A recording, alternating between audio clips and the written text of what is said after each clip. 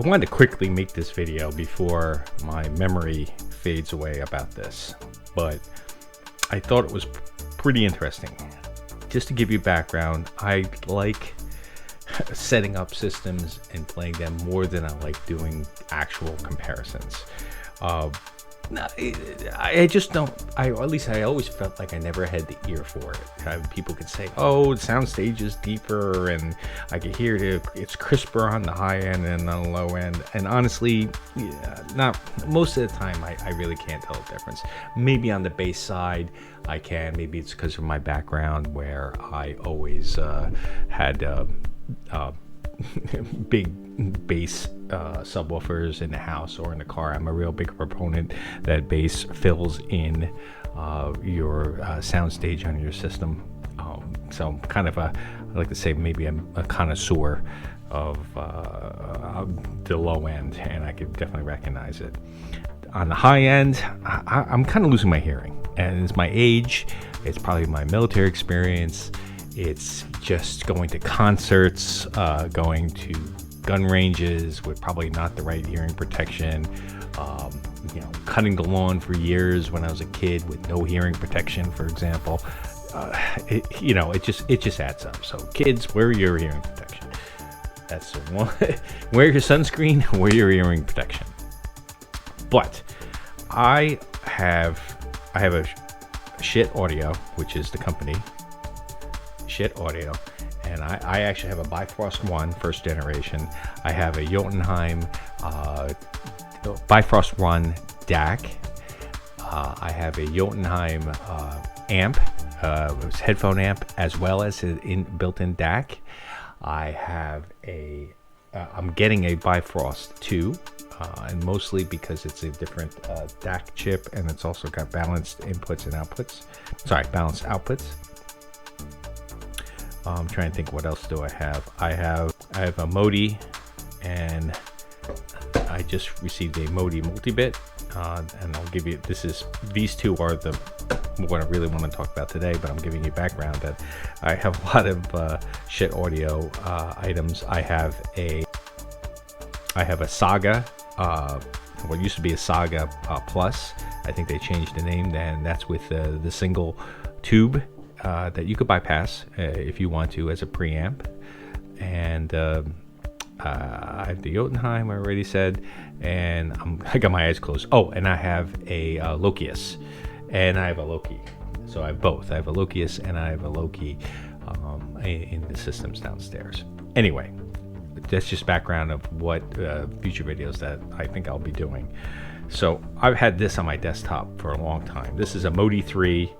And I believe this is an ESS chip. This is a ESS 9018, I believe. But it's definitely, let's just say it's an ESS chip that it uses for the digital analog conversion.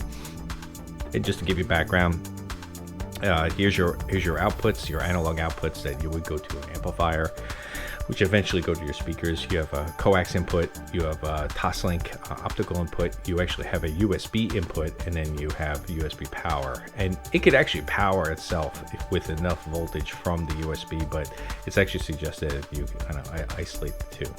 I like Toslink because it gives electrical isolation from whatever you're powering. For example, if I have this plugged into my computer, technically you can get noise and interference from the computer in through the USB, which can translate over here to the analog output. Now it tries to does any DAC or any piece of equipment tries to do its best to not propagate that interference and distortion through the system, but and noise and interference through the system. But honestly, for 100 and something bucks, I mean, you can only do so much, right? So what I just bought the other day was this. This is a MODI Multibit, and I believe this is the first generation MODI Multibit, if I read that correctly. It's different from this one because of how it does it. It just uses a discrete chip to actually do its digital analog conversion. Yeah, I do believe it's considered, and I'm not super expert on this, a Delta Sigma chip to do this. This uses a, I like to say it's R2R ladder DAC, and it does its digital analog conversion using resistors, just discrete resistors. Now, there's like a $2,000 DAC out there called the Yggdrasil, and that uses some really expensive military grade motor control. I believe these are resistors that are in medical imaging and military applications. They've repurposed them. Schiit Audio repurposed them to use them for digital analog conversion. I mean, that's way up there. I don't know if I'm ever going to get a Yggdrasil, but this is my first multi-bit DAC that I've received. This one I bought on eBay for $50. Why? And I actually put this sticker on here because the USB interface doesn't work. And I knew that going into it. And I put the sticker on for myself, right? So this is pretty much out, right? It doesn't work, and that's okay. Like, I'm thinking about just putting a piece of tape on here, or maybe just a little dab of hot glue, something I could remove, but just put it right here just to prevent somebody from plugging this in. Doesn't work. You plug it in, doesn't even recognize it. In fact, if I do a diagnostic on it, it says it can't reset it either. It can't reset the USB interface. So something's funky with this. I think the USB chip shit the bed, basically. Fine. Put my thumb over that. Everything else works. Toslink works, coax works, and then the audio out works, and that's fine. Even if the USB is kind of in here, it's kind of discrete. It's its own chip. It's kind of electrically separate from everything else. All right. Now, just to give you the front and the differences between the front. This is a little bit older. However, the new multi-bits have the same interface. This is how you choose on the regular Modi. The actual interface is, the top is USB, and it's kind of got the Schiit Audio hieroglyphics on the front, which is fine. I don't mind that. So that symbol is, let me see if I can get this to focus. That symbol is USB, the middle symbol, which is like a little Toslink port, which is optical, and the lower one is the digital coax, right? And that's how you choose between the three. It's a little three-way switch. No power on the Modi 3 or the regular Modi, right? You plug it in and it's on all the time. It stays on until you unplug it. Now, the multi-bit has this little push button, if you will, and it just flips between the three. Now, it's interesting because unless you plug this in, the USB light doesn't even come as an option. It just flips between these two, which I think is pretty interesting. I plug it in and it does come up and it does recognize it. It just doesn't come up as an interface in the computer, which I already told you. That's why I put this sticker on the back. However, the Toslink and the coax work fine. They work completely fine. And I think for $50, including shipping, $55 with shipping, for example, I think I got a bargain, because I plugged this in and I did a little bit of a half-ass back-to-back, A/B switch between the two. The Modi 3 sounds fine. It sounds great. It sounds fine. I put the multi-bit in there, and with my system, with my the desktop, my clip desktop reference speakers, the 51s, and then with I have a Sony sub, small little 10-inch Sony sub on the floor, and I actually have, let me see if I can show you guys. I have a little mixing board here. Let me swing this over so you guys can see. Little mixing board that I use, which is kind of cool, mostly because it's just neat than more a necessity than anything else. And I was playing music and I was really surprised how, maybe it's not how much of a difference, that there was a difference that I heard. And I usually don't. I'm not sensitive to this.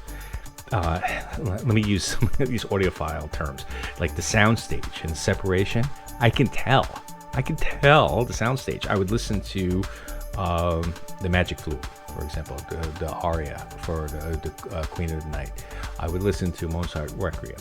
I listened to Korn, Got the Life, 40 seconds up until a minute and a half in, where it's got that deep part, and you could hear the bass line, for example, and you could hear the high-end snares and the high-end guitar, for example. Wow. I hear the difference. You do the A/B between the two, and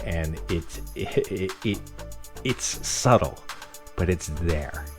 And the way I didn't intend to do an A/B between, because that's just not my thing. I don't sit there with headphones and A/B between amplifier, headphone amplifiers and DACs and things like that. But I had to do an A/B between these two with my setup here, and and it wasn't a complete A/B, but it was switching the DACs back and forth, pretty fast, and the difference is palpable. It really is. It's there. Now, if you had the original Modi for $130, would you say get rid of it and throw it out? No, absolutely not. This is fine. This is a huge step up from like an internal DAC from your phone, or internal to your computer motherboard, for example, or maybe even one that's in the CD player that you have, or one that's coming out of like your TV, for example. This works 1,000 times better than all the ones I just mentioned, the onboard DACs, for example. Big step up. So this is probably 200% better. Let's just use some numbers here, right? Some subjective numbers. This is probably about the multi-bit 50% better than this, right? Which is the Modi, the regular Modi, and the Modi Multibit.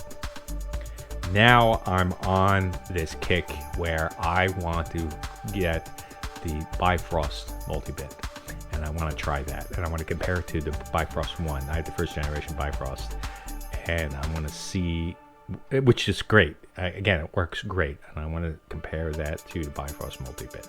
So again, I just wanted to make a quick video to tell you what I've determined before I forgot, while it was fresh in my memory. It is palpable. It makes a difference. This is, I'm looking on the website now. If you were to buy the brand new Modi Multibit, which I would think is called the Modi, if you look on the tag about it, it's a Multibit 2. It doesn't say it on the website. It doesn't say Multibit 2. It just says Multibit, but this is the first generation Multibit, and then you have the Multibit 2, which is the one that's currently for sale.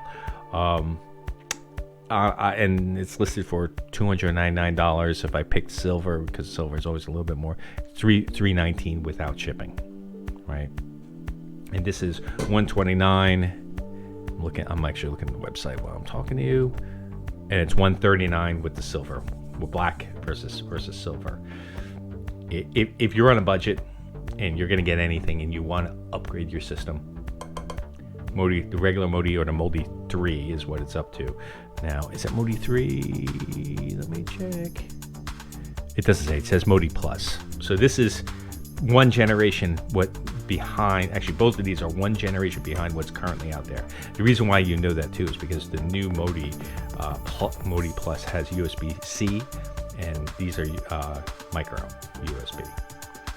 I'm sure this sounds fine or comparable to what's out there now. What I think happened is Schiit Audio upgraded their USB interface to be a little bit cleaner, and that's probably the biggest change that's out there. Again, I'll do some research. I'll get more specifics on that. But if you're on a budget and you can only spend about $150, this is the way to go. The Modi is fine. A used Modi is even better if you can get it under $90, for example. However, Multibit, if you could spend an extra $100 to $200-300, for example, maybe $150, $200 used, get the Multibit. At least the Modi one, which is the entry-level Multibit. 200% better than what's out there that you could listen to, like an onboard DAC. About 50-75% better than this one, and then just jump up. So that's my suggestion. I hope you found this useful, and thank you very much.